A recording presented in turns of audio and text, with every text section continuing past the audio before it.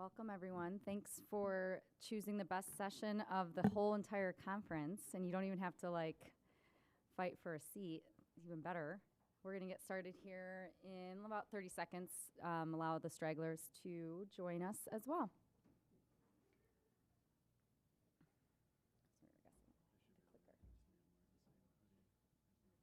Oh my gosh, you planned that. You're such a planner. Yeah, there you go. All right, so we're going to go ahead and get started. Can you guys hear me okay? I love that I'm not hearing my voice, so that means that it's not blasting the crowd. So this is my co-presenter and colleague, Wes. I'll let you introduce, let them know where you're from and how many years you've been in the crazy business of vacation rental management. Yeah, my name's Wes Hoecker. We're from Big Sky, Montana, and we've been in business since 14, and with LiveRes the same amount of time.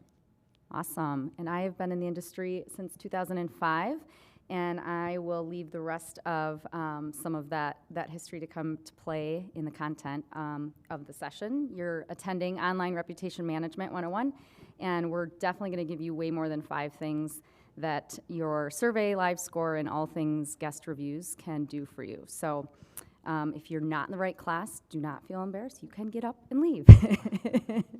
All right, so to kick this off, this is gonna be our run through. So we're gonna start with the history of the live score feature, which is your survey platform right in the LiveRes system. Run through some simple survey magic. Give you some, kind of unfold how to become the master of the reviews if you're feeling like you're not at this moment. And then really just capitalize on live scores, really just the beginning. There's so much more to guest reviews and many facets that you should be capturing. And one of those is the owners. And then we'll open up for Q&A. So with that, so how many of you are actively using live score right now? Like you have a published survey and it's going out to guests? Okay. So I started to use LiveRes. I signed my LiveRes contract in 2009 as a property manager, and so I sat many days and nights, day in the life of all of you, so I definitely understand your world. And then I joined the LiveRes team in 2012, and now I work with companies across the country, regardless of what software is in front of them, and I cannot believe that there still is the only property management software program out there that has a survey feature is LiveRes, and so you're very fortunate. So those of you who are not tapping into it, it's definitely worthwhile, and we're gonna expose that today in our conversation. So I was asked to be on the LiveRes' first advisory board in 2012, and back then there was a lot of development, building from the ground up. There's a lot of features that you guys see today, not just live score, that were built with the advisory board feedback and basically a glorified think tank focus group. So, what questions should we ask? How should we do the scoring? What should count towards the score? What shouldn't count to the score? So there was some really cool market research, and there was 10 companies around the table on this advisory board, and we all surveyed at least, I would say, 5,000 guests to come up with what questions really do matter. Obviously, cleanliness, house amenities, location, and then let's do some market research too. Like maybe we need to find out more about those guests that travel with a pet. So the core questions you see in your live score system today were derived from that advisory board and basically the real market research behind what travelers, what they care about and what can drive your business forward. So just a little insight there. Oh, sorry, I'm a little behind the explanation of one of the things though that we came up with that was really surprising to me was the value of being able to not only score the property, right, but we all know that the service level is very important too, right? So it was really cool that the development team, we said, is there a way you can do 2 stars, like 2 sets of star ratings? Because we really want to be rated as a property management company as well as our properties. And we all know that those of you that are using live score, you know that sometimes you can get that survey result back and it could be a 5-star for your team, for the property manager, and maybe a 3-star for the property, right? So it's very insightful and super valuable that the consumer can see what your service level is by that single star rating and not meshing it together with the property rating. So double star rating is a huge value. And then back in the day too, FlipKey was one of the only online rating systems. So I don't know how many of you remember those days, but Google wasn't really even tracking or caring to score us and rate us. So some would say the good old days. And then NPS score. How many of you know what an NPS score is? So not a lot of consumers do, because, but all of the stores and from Target to Lexus to Toyota, all of those companies have an NPS score. And so it stands for Net Promoter Score. And basically, but as a consumer, how many of you recognize the question, the single question, how likely are you to recommend or refer our services? Everyone's like, oh, yeah, companies ask me that all the time. They're collecting your Net Promoter Score. And these companies, these Fortune 500 companies, have used these for 20 years. And once again, coming out of our infancy, the vacation rental management industry is now incorporating, or has been, I would say probably for the last 5 years, and carrying it. So it's an internal benchmark, but it's so solid of a benchmark that's why these Fortune 500 companies have been calculating this for years. So LiveScore allows you to now calculate and obtain your Net Promoter Score. Okay, so then this is just kind of a flashback and flash forward of in 2012 when LiveScore was developed, and what was out there online and how many other rating systems, and whether it was a restaurant, a hotel, whatever the consumer spending pattern was. Obviously there's a lot of different rating systems now, and so it's once again, it's just very valuable and drives much more than just customer satisfaction, but now it's driving revenue too. So we're going to share a little bit about that as well. My clicker's not working as well. So the purpose has really changed too. So in 2012, it's like, it would just be great not to have to do like a Survey Monkey, or I'll admit, I was sending my guests like an email that they would have to like type their answers and email me back. Obviously, my response rate was horrible, but there was nothing, automated back in 2005.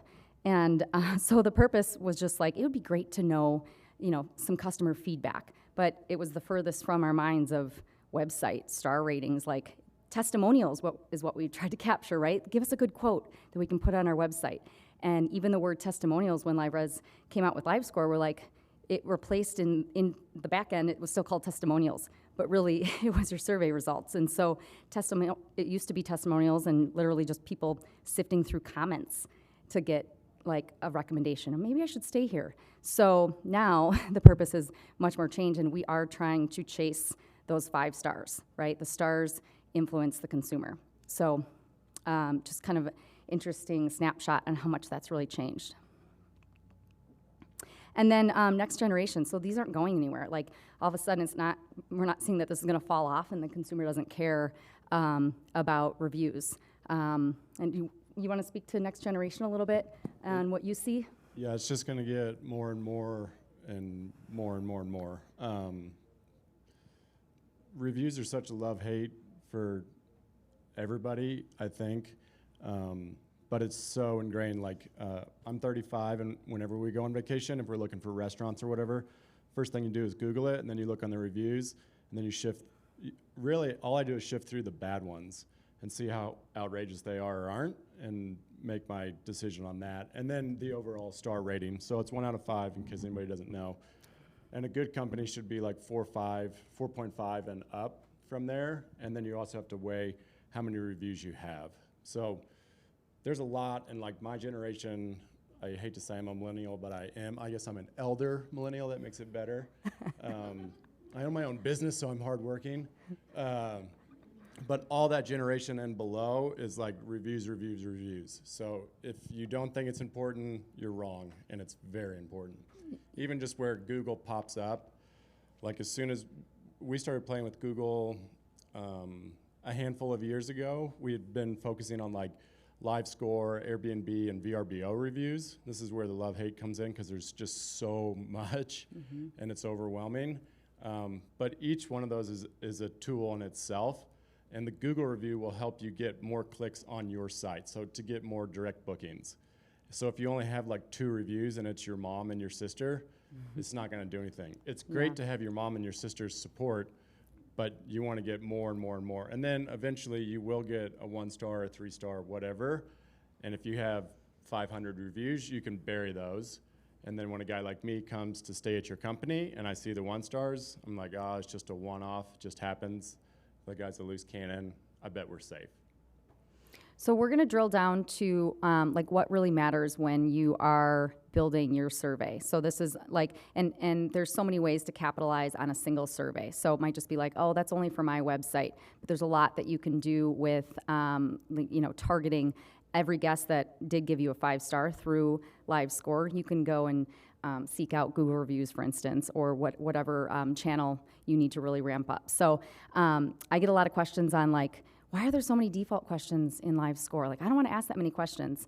The response rate, and I'm skipping ahead because this is somewhere else, but what do you guys think is a good response rate? What do you think is a good response rate for a survey? Just throw out a number. No, it is 30.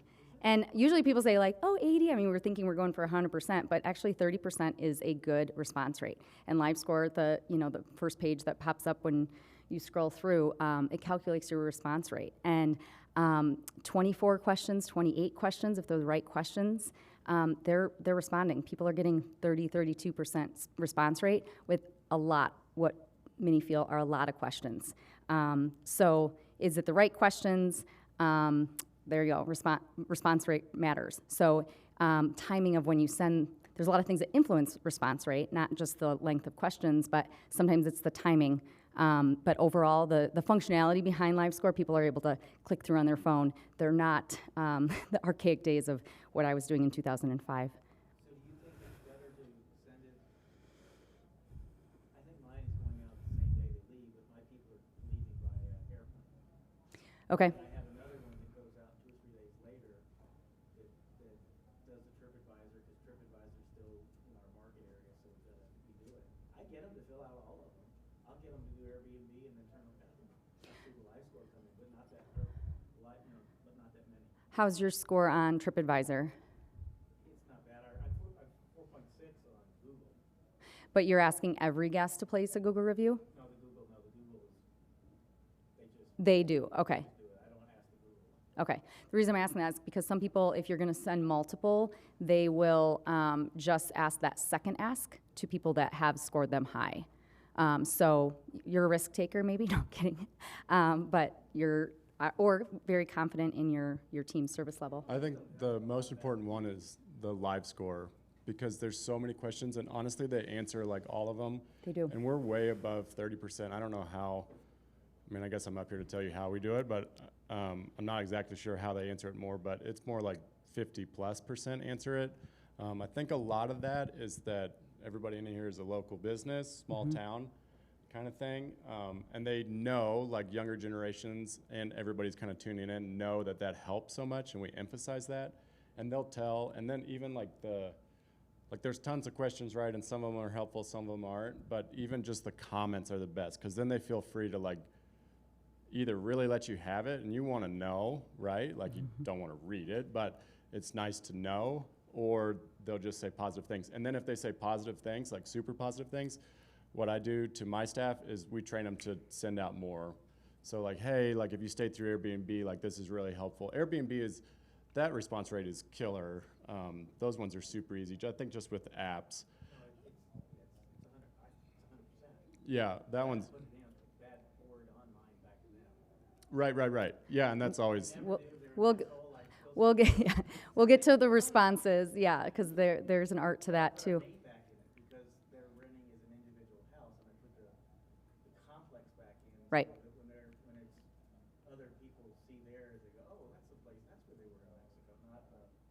because they'll never find the house on its own. Right, right. Website back on. Yeah, but I would just say like anything, like Google is really, really, really important because that's what everybody searches through. If anybody uses Yahoo, they're crazy. But just reach out to them and say like, hey, this really helps us. And you can explain and then say like, we'd love to host you again, blah, blah, blah. Or you can throw out discounts, whatever you need to do to get that base and start pinging them for Google reviews. And blah, blah, blah is B-L-A-H, comma, B-L-A-H. I would type out blah, blah, blah, Yeah, yes. okay. Google review, I get them, I don't know how I get them, but just change, I think that's what I need to do, is change, like, go to Google and just put our website on it, or? It's gotta go to a different link to get it on the Google reviews, doesn't it? Yeah, we can touch on that, yeah, at the end. Go ahead, you had a question? Okay, okay. So the other great feature with LiveScore too is the response. Well, a lot of things are affected by your brand, but every single communication piece that you're sending out, there's text messaging features and functionality services out there that make sure your brand is there. Explorer was talking about your brand being represented. So that relationship and the rapport building, having your brand ever present is important. So making sure that your logo's out there. Ease of use, I was just saying they were able to flip through on their phone. Gone are the days that they have to go back to the office. I remember changing my send role in CRM of like, okay, 3 days after they'll be back to the office. Well, now they're on their phone more and not waiting to get back to the office to tap into emails. So that is awesome. And then just the influence of the goofy stars. They're not sifting through quotes anymore, and those are eye-catching, right? Like, ooh, it's one. Absolutely. So response to each survey matters. So this is something that might have started, the debate's probably out there if Airbnb started this or not, of, rewarding you or monitoring your response rate. Like you have, so many hours, I'm sure it'll be seconds someday that you have to reply to those Airbnb guests. Yeah, hopefully. But now it's response. I have a couple clients, and Airbnb rolls things out in very, very random patterns. So versus everyone all of a sudden is seeing a new notification from Airbnb. But I have a couple clients that are being warned that they're not responding to the reviews on their Airbnb listings. So now, I don't know if they're just testing the water and doing some market research, but good customer service. So regardless of the monster in the room Airbnb, good, bad, and ugly, it's still so important from just a customer service 101 to respond, and not just to the poor reviews, right? Even the good ones. And sometimes those are even easier because you just pick out one compliment or one feature or one positive thing and say, that's great. I love that kitchen layout too. So it's thoughtless. Yeah, respond to every single review. I don't care, good, bad, middle, and then pick out something they say. So the bad ones, I think we're going to touch about that later. That's different. But if it's good, say like, say blah, blah. See? Spells it out. This is what I tell my staff, and then they just do it. It's excellent. You say, I love the mountains, I love the skiing, the hot tub was excellent, and then blah, blah, blah, blah, blah. Then when you write back to them, say like, hey, we're so glad you enjoyed the hot tub. If you just like copy and paste, doom, doom, doom, doom, doom, you look like a robot, and then it's just another thing to, when people are looking at reviews, they're just seeing these same responses, and they just don't like that. Then it's like, oh, am I dealing with DirecTV, where it's just like this auto response, and like everybody hates It's easy to DirecTV, stick out right? when you're going to make oh, wait, this is a real person. And I've had teams say, you're crazy. There's no way we have the capacity to reply to every single. I'm like, no, but get it, take 5 minutes a day, and there's 5 people every, you know what I mean? Like slice and dice it, but it really does pay off. Well, and you can pull out those reviews too for like staff members, whether it's, we see a lot like on LiveScore, but Airbnb, if they say like, Jane was super helpful, then obviously like, throw that up to Jane like in front of everybody. That's awesome. That builds their confidence and stuff like that. And then I would have them, if they want to, just have them sign their own name saying, Jane was awesome, and then, hey, thanks for the comment, Jane. Yeah, that's awesome. So Wes is a mastery of reviews. He probably didn't know until we started talking about this. And when I was looking for a partner that was savvy in this, I'm like, okay, I looked up his Google reviews. And so when I called him and I said, yeah, you've got 5 stars, he's like, absolutely. Do you know what we do for that? I'm like, no, but I'd love for you to tell me. I think you might be co-presenting with me. So if you want to start on training, so what type of training do you incorporate? So passive, like everything I said, this is the obvious. Like the review is a reflection of your company. So if you're doing a 5-star job, you're gonna get 5 stars. But to get those actual 5 stars is another, like you gotta reach out like via live score that I've already said, ping and poke and get everything you can. And if you don't have a base, then, you know, if you got 5 people working in the office, everybody leave a review. There's no rules about that, and just get it going. It helps Google, and then also there's another like psychology to it where if someone sees all 5 stars, it's hard for them to leave a 1-star, and those are always the guys that are furious. You might see a 4-star or whatever, but I mean, knock on wood, wherever it is, that's steel. We got 5 stars across the board, which is great. I'm waiting for my first, whatever, 4-star, 3-star, 2-star, 1-star, hopefully not. But if you have that base, so employees, clients, friends and family, contractors, people in the community, anything like that to build up the base is really, really helpful, and then it just sets you forward. So then past that, like that's what we did. We got the base, but now we've been cruising, and it's all just guest reviews and clients, sometimes contractors, but nobody's left anything than a 5-star. So then it's a reflection of what you're doing. You need to be crushing it in customer service, and if there's bad things, you need to show up in person. You need to show them that you care, and you don't just care about their money and their star rating when they leave. If that kind of stuff happens, they're gonna see right through it, and then you're in a pickle. But you always have those guys, I bet everybody in the room is like, the dishwasher went out and they say, I'd hate to leave a bad review, and it's like, you wanna just strangle that guy right there, because that's blackmail. But with that, like, put in the effort. Maybe they're bluffing, maybe they're not. We've had some bad experiences like that, and it should have been a 1-star, and we climbed back to a 5. Took a lot of money and time, but it's totally worth it. And then just advertising to new clients like that, they'll see it. Everybody's looking at your website before they talk to you. Mm-hmm. They'll get a name from a realtor or a friend in town or a family or whatever, and they're comparing you and 3 other companies or whatever they think is right, and they're looking through websites. And the first thing they go to is Google.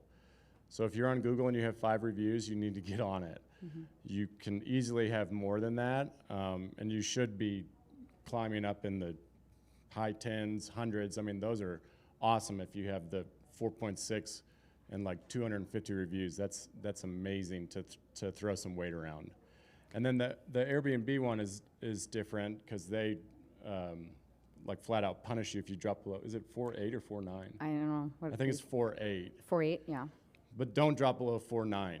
And then get all the reviews you can. And Airbnb is a good one to get, but reach out to them. And if you're worried about it, you should reach out and say, like, I hope you had a positive experience. We're going to leave you an awesome review. We'd love to have you back again, in a separate message. And then that kind of gives them a shot to be like, I hate you. And you can work it out. Before they place the... They just roll through, because getting to change a review is ridiculous. And I'm with you, rating people bad is so tricky, which is why reviews are such love-hate, and I wish that there's a better way to do that, because guests can be outrageous about, I had a guy knock me on Airbnb because we didn't have a hot tub. Well, do you think I advertised that I had a hot tub? No, I'm not an idiot. There was but never he still anything. Wanted to just show up and hope there would be one, that you just forgot to mention it. I also didn't have an Olympic-sized pool, so it's like, what can they knock me for? So with that said, like, I still wouldn't cut down any guest. I did it one time on a guest that I thought was going to murder me on reviews, and I was honest, and I was just fed up with reviews, and it was a dark, dark day for Wes. And he gave me 5 stars, and I gave him 3 stars, and then I had to change it, because he called me, and he was like, dude, what the heck, what is this? The guest called you? Well, it called my office, but... But still, and like, they really cared about their... The funny thing was, is it was on VRBO, and it was, I actually gave him 1 star on cleaning and 5 star on communication. The guy was cussing at me and yelling at me on the phone, so obviously it meant to be bad communication and fine on the cleaning, and he was clean enough. So anyways, then I could honestly say, oh my gosh, that's a huge mistake. We'll change it, because we'd seen his review. And I just don't see, like, does anybody in the room look at, like, guest reviews before they take a booking? One person. How many properties do you manage? 30 of them, we take them all. No, in the Uh, back, sorry. Sorry, we have 70, but we're in DC, so we get a lot of like partiers and dodgy folks.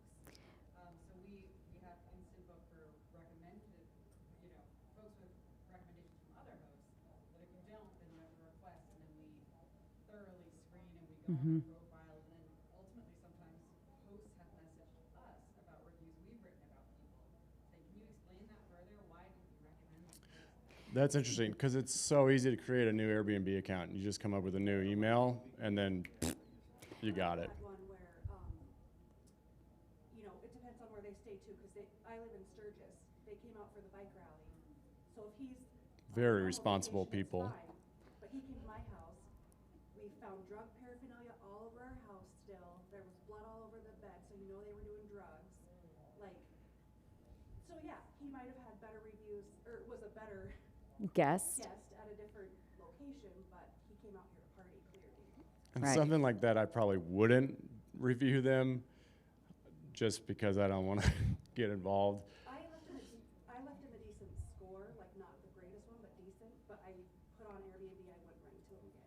Yeah, and there that's you a go, good way because fair. that's private feedback to Airbnb. And then the other thing that I would do on stuff like that is Sharon hates Airbnb. I don't hate them as much as. Do you hate them? Is that just? Can It's I a use love-hate. It's a love-hate. Certain days it's more hate, and certain days it's like. That's like I've mainly seen hate. different phases. They put a lot of money in my pocket, and they put a lot of money in everybody's pocket Yeah. here. So Yeah, yeah. kinda You is got to what it learn, is. right? But anyways, what we do to like kind of work with those, I'll call them idiots, is I would take photos, document everything, and send it to Airbnb, and be like, "Hey, your reviews are screwed up because he's away scot-free. He can create a new account. I'm still here dealing with my homeowner or my own home." So I would document all of that for that kind of thing, and you probably did so. So I have consistency on here, and it's more of going back to like the power of a single survey result. And I think one of Wes's points about live score is so important because you get so much more from it than just what is the rating, what's the stars, right? And so training your team to process a single review consistently, right? Like, does the owner need to know about it, good or bad, because that is beneficial both ways.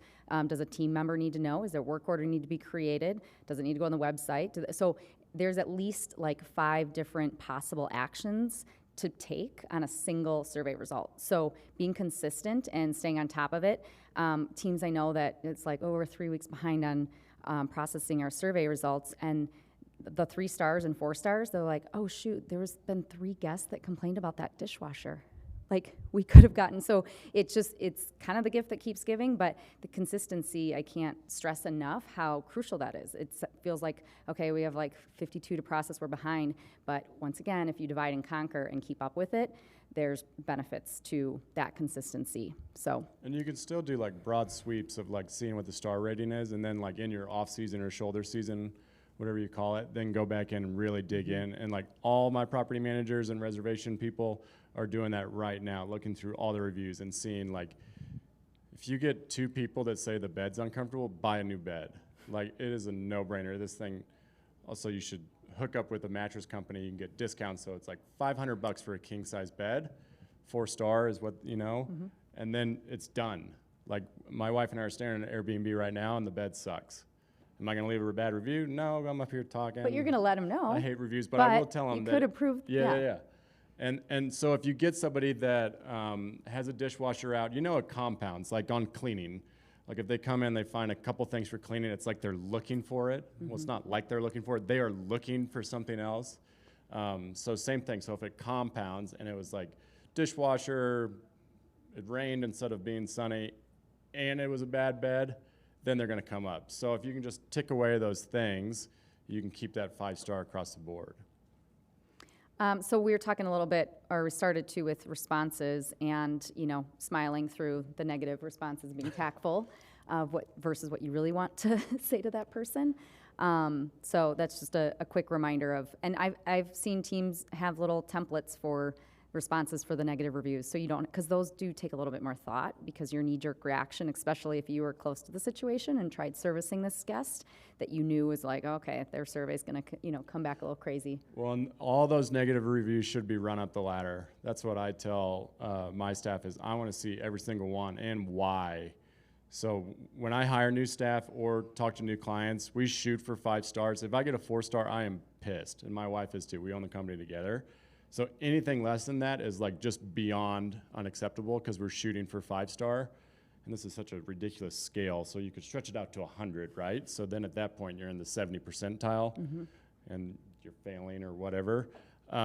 So you need to look at all of those. But at the same time, like you say, keep smiling through the responses. You can set them straight because, like I said in the very beginning, people like me are going to read the bad reviews and look at the response from the owner. There's always hilarious ones that you see on the internet of like this owner just like lit this dude up.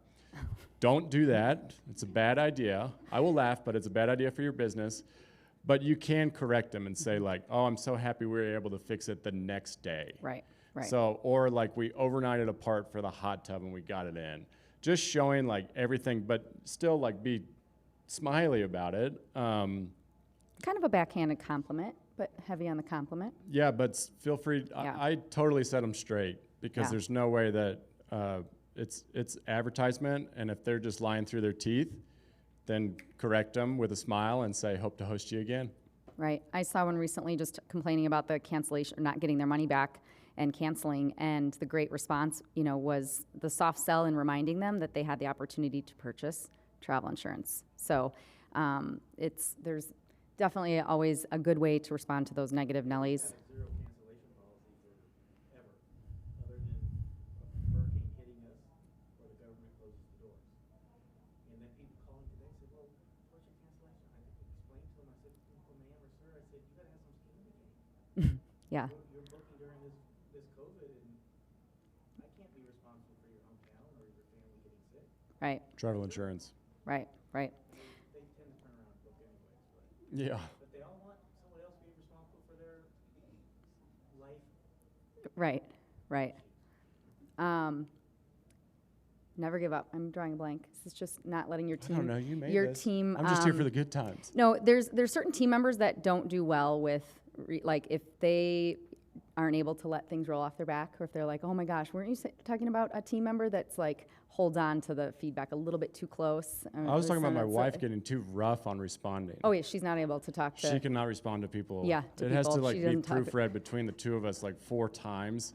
I'm like, babe, you can't say that. I mean, I appreciate that you said that, but you cannot say that. Yeah.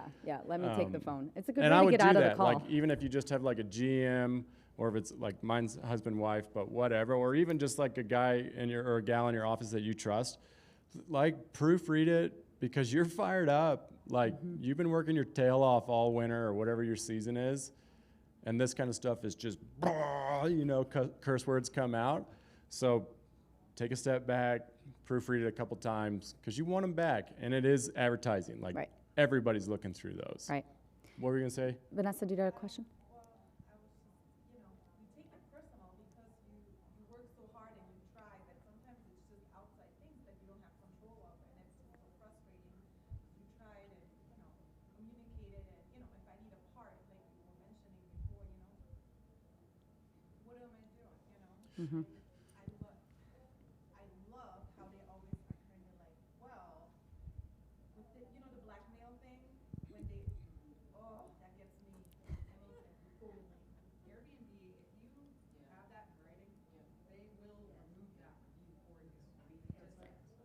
If you have what in writing? Sorry, can you repeat that? If they basically threaten you with a bad review if you don't do something, like give them money back or whatever, then you can call Airbnb and they will remove the review. It's extortion, because it's extortion. We've never seen flat out like that. It's just been like I would hate to leave a bad review, and Airbnb. But that's so close. They don't So it's care. so destination based. The Airbnb traveler is very a different traveler in Palm Springs than Big Sky than DC. So I But think I that's would where we be see. looking at like instances where you have like it all starts with like if you don't hear from the guest, it's probably a 5-star, right? Like they had a blast or they don't know what they're doing. But if like the dishwasher goes out, talk to them. If they're fine and you can fix it, then it's fine. I wouldn't worry about it. If they're upset, then just say like, how can I make this right? That's what I say. Right. And then if it's money, you can talk about that and negotiate that and be like, I can't do that, or I can do that, or whatever. But just figure out what they want. And then if their needs are met, it's worth it. You lose $500 on a stay, like who cares? It's going to come back again tenfold. So just give it to them and move on. Yeah, my only bad Airbnb is that, oh, there was bugs in the outdoor kitchen. Well, man, you're in the middle of hurricane season, it's high humidity, and we're in the damn desert. There's already bugs. Right, right. So influencing upgrades, it still surprises me how many times you might be sharing with an owner like, oh, we're getting a lot of comments about the carpet or that mattress, or I know you guys love that red couch, but it's really, we're continually getting feedback, and then all it takes is, okay, finally a guest put it in their survey results, and you forward it, and they're like, so we just reordered the red couch, the new one. We're like, oh, we've been telling you that. So the power of influence with a single survey, like when they hear it from the horse's mouth, they are influenced to upgrade, fix, and replace. And most of those that I've seen have come through live Score. Live Score. I was thinking Live List, but Live Score. That's where we get the most honest feedback. Or Airbnb on the private feedback. That is killer, and that's actually a really good thing that I like. So read through all those. Like I said, if they say they hate the red couch, which I don't know why you still have a red couch, but People do. It's real. get rid of it. Tell your owner, this is it. We're done. Moving on. Everybody else has higher star ratings, and they don't have red couches. So speaking of, as a consumer, if you're shopping for a mattress, you really would go with a 4-star? 4-star hotel. Oh, Like 4-star hotel quality. okay. No, I can't even afford 4-star hotels, so I'm assuming they're like dynamite. Right. Like super nice. right. Interesting. So share the love. What other sites need to hear the good news? Sometimes this is destination based. Are there other sites that are coming up on page 1 when you Google some search terms that you're, don't forget about the owner. The owners are also looking at what reviews are out there on your service level. So that's okay. So filtering, there's some savvy ways that you can once again take that live score survey result. How many people know that there's a survey report in LiveRes? A few. Yeah, until you need to go and use it, it's great. Whether it's certain owners coming to town and you're like, okay, I want to tally all the surveys that have ever come in for this owner, or it's like, how have the last 50 guests answered number 2 on cleaning? I mean, you can drill down and get some really quick data from that. But in this case, I love to run that report and sort it by the 5-star, and those are the guests I'm asking to go and place a Google review. If I really, need to quickly ramp those up. And it's amazing how all of these asks too, I think the reason these response rates are so high is none of these look identical. Like, I already took a survey, I'm not gonna do this one. Oh, I already filled that out. I mean, Google review, even after the vet visit the other day, my vet sent me a survey. I'm a sucker because market research, and I'm like, oh, they work so hard to get that feedback, so I'm always taking surveys. And sure enough, they sent me 10 seconds later, would you place a Google review? And I'm like, that took 8 seconds to place a Google review. So if they're even, all of these outlets as consumers are being asked to place a Google review, another sign it's not going anywhere. Well, and then I think that what we were talking about with Share the Love earlier too was on the live score, you can ask all kinds of questions, even down to how much money they spend in the area. Yes. What were the amenities like in town? And for Big Sky, we are brand new and everything's new and shiny, and our amenities for restaurants have not been that great, and it's been hit. But you can kick that out and show restaurants. They don't want to see the bad stuff necessarily, but they do want to see it. And then you got clout in the neighborhood to say hey, my guests are coming, they're spending this much money with me. It's going, for us, it goes to a resort tax or a local government or however it works in your area. And then they can also say we spent $5,000 skiing on the mountain, $3,000 on groceries or car rental or whatever. You can share that with everybody so they see. But also the key thing for us that we knew early on was we were getting docked on amenities. And I can't control that. I can't control if the restaurants are good or bad or whatever. So just make sure that you can uncheck those so they're not published onto your site. But you still want to know, if that does market research, that you want to know the traveler, how their experience was in your destination, right? And if they're constantly saying like that one restaurant was, horrible, it's some of it's good to know and some of it's a need to know. It's just a wide casting your web Yeah. or your net pretty far. So then when people say like, "Hey, are the restaurants good?" Like we talked about this yesterday. I like good food, but I don't care. We had, I don't know, where Chipotle for lunch and it was fine. I mean, I just want to eat some food and move on. So I'm a bad guy to ask, but I can look at those and be like, yeah, 2 years ago we sucked and now it's just getting better and better. And so you can say that kind of thing to a guest coming in. Right, and don't waste like the market research opportunity. So the one that he alluded to with the how much do they spend on vacation, I first saw that tip, it was Casa de Santa Fe in New Mexico, and they had 27 questions on their live score survey, and that was the last question, and it was a fill in the blank. So A, 27 questions weren't too long, and B, they were filling in the dollar amount, and it was super cool to see like, $10,000, $3,000, and what they were doing. So, and switch it up. Like if there's, you want to know how many times they come to you're assuming they only come once a year, once every 5, they might say we come in the fall and the spring. You're like, okay, and you can start, once again, that survey report, you can query out the feedback just to question number 27 if you want to do that. So don't waste, if you're sending a survey, don't waste it on just some of the, typical questions or the default. Make sure that you can kind of find out a little bit more about your guest. So. And you can reach back out to them if they say like the check-in was bad, you get a poor rating for that. Like figure out why that is and then fix it. This is kind of what I was saying, like the review's a reflection of how good you're doing. I mean, this is obvious, right? But you have a chance to fix it. And if if you got a series of like 3 stars come in, fix those, or it's just going to stay 3 stars. So it sucks to read them or hear them, like hear the bad news, but that's the only way you're going to get better is if you're reading them and fixing them. And then do the same thing. Are we going to talk about this right now? Sending a survey to the owners? Not quite yet. It's more of, so the Google is just like thinking of, we have multiple audiences, right? I always say that's the most challenging thing and unique thing about what we do every day is that we service 2 clients in every single transaction. We have the guest and we have the owner, right? And in this case too, when it comes to reviews, we have prospective guests, prospective owners, current guests, and current owners all looking at our Google reviews. So is it uber important? Yes. So that's why I just dedicated, one slide to this. And Google getting into the vacation rentals, like Google Right. Vacations. I don't know if anybody's using that in here, but you should. I don't know if you've heard of this little company called Google. They do things right. It's going to take off. So that's a huge thing because your house will be right up next to your star rating. So if you're at 3.7 and you have all these beautiful homes, it doesn't matter. Nobody's going to stay there. So we're talking about guest reviews so far. So now we're going to flip a little bit to that other client, the homeowner, and looking at how many of you survey your owners?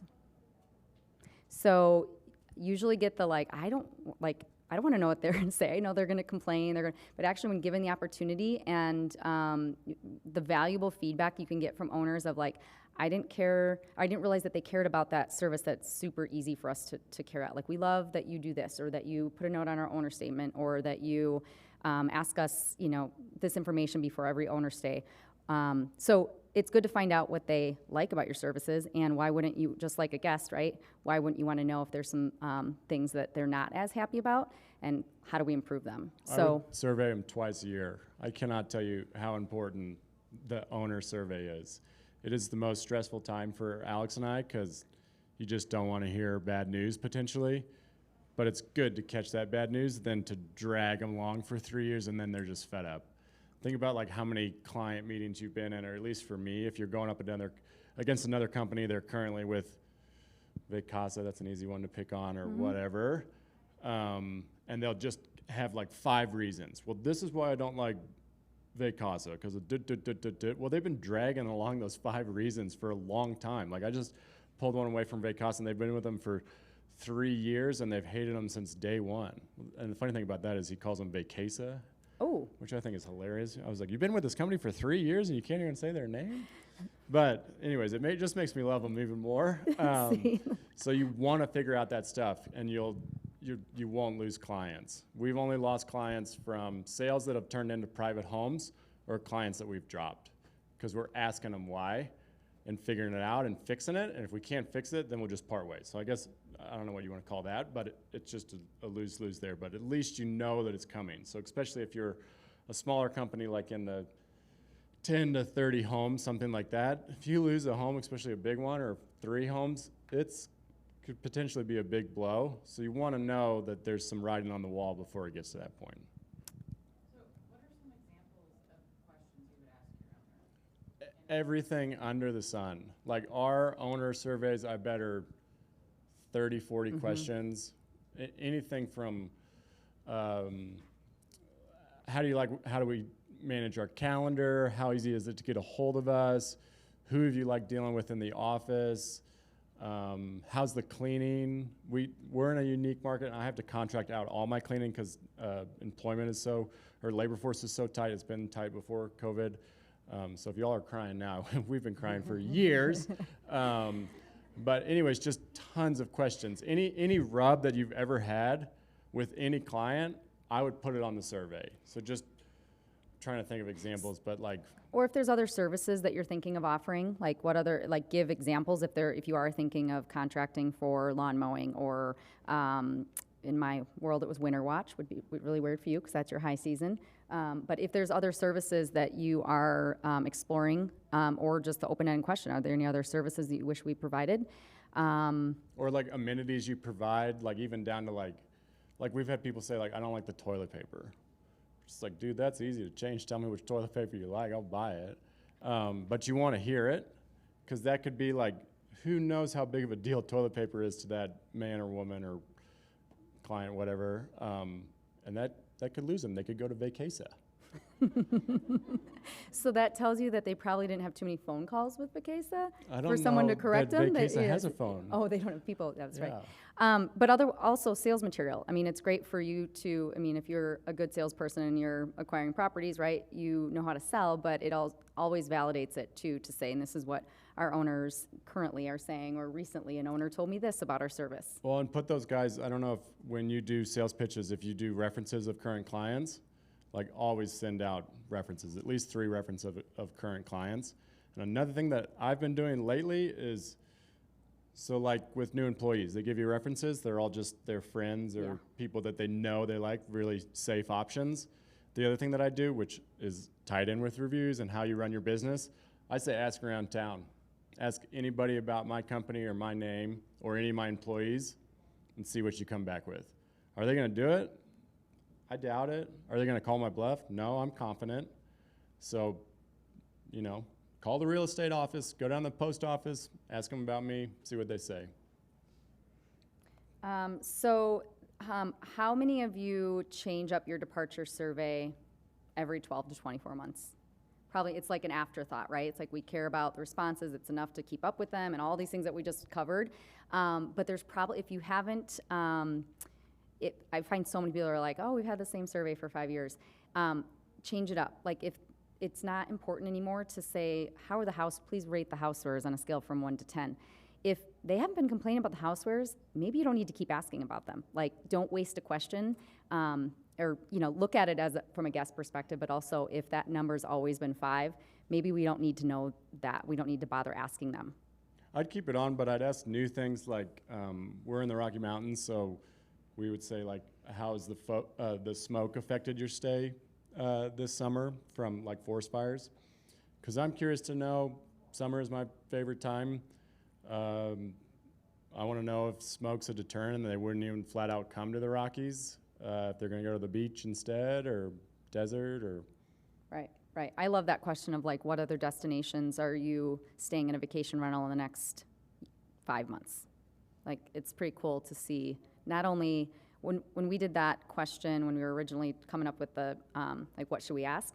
It was amazing how many, like, it wasn't like 3 trips a year. It's like closer to 5 or 6. So, and yeah. Well, and the end-all be-all question for both owners and guests is, would you recommend us to somebody else?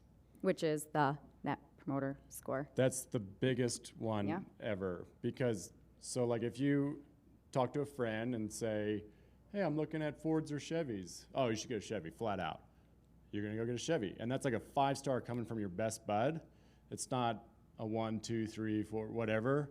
So those are huge. So if you're missing on that, you need to reach out and figure out what you could have done to change it, or go back through on all the surveys. You can see where they docked you, kind of a thing. So you can kind of pinpoint it, but pick up the phone, call them. They booked with you because they want a real person. The other market research question I like is when you're looking at additional revenue streams. Like you might be offering stock the fridge or bike rental or stand-up paddle, but if they didn't use it, like, or just awareness, right? Like, did you experience add-on Sleigh service? ride dinner or Right, something. right. And then so finding out, like, you can run the numbers of how many you sold, right? But it's like, it's that drip campaign too, because we hope that these guests come back and then become repeat guests. So what do you want to like put in front of them to keep that in mind for their next stay? And you can use it for leverage with those providers or guides and say like, hey, I sent 600 people to y'all last year. Whether you ask for a kickback or just a discount to further help your guests, that's up to you, but it's helpful. Yeah, these guest demands are also only increasing. I mean, it's enough to pull off a great experience just in the property, but now they want to like have an experience, right? So it's it just kind of keeps going and going, and they're looking to your brand to give them that experience. So, all right. So here are some takeaways before we go into Q&A. Reviews are not going anywhere. It's not a temporary thing that you just got to figure out how to deal with it short term. They're definitely something that is going to be a part of your business long term. Update your guest survey. Yes, we just ended there, but it is beneficial on that. The owner survey, it sounds like many of you have opportunity to send out your first owner survey. I think it's okay to fear it, but you have to do it. It's a terrifying thing to send out. That's true. And then create that internal procedure, like how are you going to execute staying on top of those reviews? Is it a divide and conquer? What team members like does it make sense to sift through? And I've seen so many people change who that is because it was like, okay, this person is like constantly bogged down and like, oh my God, we got 5-star, but they said this and that, and they're holding on to it. Maybe that's not the best person to be reviewing. And I would do high times based on your season. Like we're a ski destination mainly, so Christmas, if we get 5 stars, I send it out to the whole office.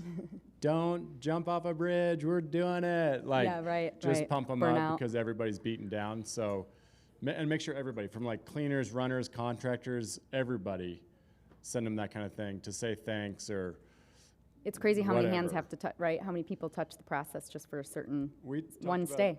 this yesterday. I don't know. Can I talk about favor beer? Favor beer's Yeah, fine, right? favorite beer's good. We Even if call you're it- not a beer drinker, favorite beer goes a long way. And I'm not a beer drinker, but we call it favor beer. So we pull out all the alcohol from the former guests. I'm assuming everybody does liability-wise. We keep it all, and then we kick it back out to the community. So if like a contractor comes in the middle of the night, bring them a case of beer that you collected for free, and it's super easy. That kind of stuff produces good rapport in the community, and it reflects in the reviews. And review your peers. So like my Big Sky is teeny weeny. You can get across the whole thing in 5 minutes. And we know everybody knows everybody kind of thing, but I review grocery stores, real estate, all the way down. Wes Hoecker. And then they're like, hey, man, thanks. And then you can be like, yeah, hit me up whenever you get a chance. So think about how many contractors you work with. You know, there's 20 reviews right there. That's awesome. 5 I've never stars. thought of doing that. The other thing that you do, which is awesome, talk about your owner. You're talking to an owner and they're like, they're, super pleased with your service or something. You're like, hey, you want to place a Google review? Like Yeah. soliciting Google reviews from owners. I'm like, It's just as didn't even easy think as of that. Like it's and then so, keep track of who and who hasn't, and just text them. You can just text them the link. yeah, it goes super right to easy. your Google business So you can page. just be like, hey, Pete, remember we were best friends, but you still haven't made it official on Google? Yeah. And it helps everybody. And you can even do like a big one, like when we started pushing, we just send it out, like if you do monthly emails or however quarterly emails, send it on that and explain how important it is and how it helps everybody. And I had clients where whole family members was like Clemson, Pete, dude, like all like 5 Clemsons in a row all gave reviews because they know it helps out the house, it moves you up on Google, and it's terribly important. So who's got a question? Go ahead. I'm sorry, you may have answered this already, but when is the best time to send out the departure survey? Great question. We started to touch on that. So I have seen different success rates with the day after departure. About 6 years ago, a company with over 400 properties said, we're going to send it like 2 days before they leave. And I was like, no one's going to fill it out while they're still here. Totally proved me wrong, like 45% response rate. But what happens is if you throw in a question like, what time are you leaving, right? Or if they're complaining about something and you have the chance to fix it also, like they feel like they're getting it off their chest. But the sooner that you give them that opportunity sometimes, the better. So I've seen anywhere like 2 days prior, the day before they leave, or the day after. But I definitely would not send it more than 3 days after. Yeah, What's your opinion? Same thing. They'll be in the office and they're going to be swamped with all the emails they missed when they're on vacation. So I would send it before they leave or like day of. And even with the flights, like they're fooling around their phone, they'll do it. And I would segment it to, like, if you have drastic seasonalities, I would send it a different timing for your high season guests versus like off season, because it also, you might have shorter stays in the off season than the high season, or flipped. And so if you're sending it the day before and it's like a 2-night stay and they just got, they didn't really experience your service, that's not really going to be effective. So it's really cool that you can have as many surveys as you want, and you can segment like these 25 properties are going to get a totally different survey, the totally different send rule. You can customize and cater. And train all your staff to get them. So if like your maintenance guy goes out and he's just like getting huge amounts of praise, train him to say like, hey, thanks so much. That means the world. Like, we're a small business, brief explanation. Leave us a review. It helps us tremendously. If you have no idea, they'll do it. And if every single person that gives you a compliment like that, they get the same answer back, you're going to get them. Has anyone purchased a vehicle recently? Truck, car, any? The dealerships have been doing this for years of like, hey, how do they really aren't, like, they make you feel guilty about giving a 4-star. Of like, we aim to, we only accept 5-star reviews. Can you let me know before you take the survey if we didn't earn a 5-star? Oh, okay. You don't really have too many options. Because everybody hates car dealerships.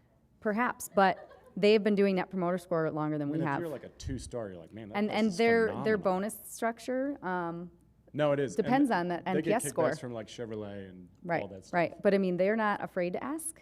Go ahead. I came from a dealership. Oh, okay. Just kidding. Everybody loves dealerships. That was a huge joke. Not there anymore, it's fine. I know. I worked for Mercedes and Acura for 4 years, and I was in Nps. So their entire structure is defined in the internet department specifically by their reviews. You have to log into a whole system. Everything is rated. If you do not leave the premises without the question being asked, are you going to give me 5 stars? The salesperson gets in trouble. Mm-hmm. So we actually had postcards, stickers, they wore badges, all about NPS in the auto industry. So this is going to catch up. And let's talk Superhost status for a minute. I know companies that are like in a market that they're uber dependent on Airbnb, and that's the biggest source of their guest reservations. They will have one team member dedicated to calling guests mid-stay and asking starting that drip campaign of, we're going to send you a survey, value the feedback. We really want to know, everything. What else can we do during your stay to earn a 5-star? Because if you lose that Superhost status, it's super impactful. You feel it. Yeah, make sure to be tactful about it. Like, right. But I mean that huge. it's like that big of a deal, though, that just that one quick phone call, and sometimes it's a voicemail, but it's still prompting them and like, hey, we're looking forward to your feedback. Let us know if you need anything. Yeah, and we just love to get better and better. And that's what, like, in our market rolling into this winter, it's going to be rough with labor shortages, like shortest we've ever seen. We're preparing them with stuff before they before they check in, like 3 days prior. We're telling them what the deal is. It's very tactful and all written out, but it's pretty much just like, hey, be patient, be kind, don't beat up everybody. And not just to us, but like to the guys at the grocery store, to the guys at the ski resort, to the guides, to wherever, taxi driver. We don't have any taxis, but name an industry and just be easy on them, kind of thing. So I think that's important too, to help with your rating. Coming into, if anybody's a winter destination, I think that's an important thing to do. And I just realized we never touched on arrival surveys. arrival surveys are a really cool thing to do, and capitalizing on your peak season, cream of the crop, direct bookings especially, just asking them a few questions, right? Like, when are you arriving? Any upsell opportunities, but it's once again creating that ease of that experience, convenience, right? Of whether it's stocking the fridge. If you can ask that 5 days ahead of time and prepare, right? Then you can better service the request. But just a couple. Well, and same with like checking in. I guess that's another like secret sauce for us. How many people check in via CRM during their stay, like with an email or whatever? Everybody here needs to check in with their guest. We do it at midnight the day they check in because that's when they're going to find something. And then we do it in the middle of their stay as well. So we check in twice and when they check out. So we talk to them 3 times whether they want to talk to us or not. So if everything's fine, they might just ignore it. If there's something bad, you can fix it and you dodge a bad review. So if they say like, hey, there's bugs all over the thing, well, are you going to fix it? So is this phone Yeah, you call only, should. or is this email, text? How are you Email. reaching out? Email. Okay, so you're not calling these people at midnight. No. You threw me. I was like, It- that would drive down. Sorry, the email goes out at midnight. So they see it first thing in the morning. So when they come in, they'll find something wrong. They don't want to call like our after hours because like the Wi-Fi's out or they can't find a coffee pot or just something like small. But those small things is what I'm saying. Like those are all compound into a positive or a negative review. So reach out, check with them, fix it, move forward. Do you get feedback? Because we do.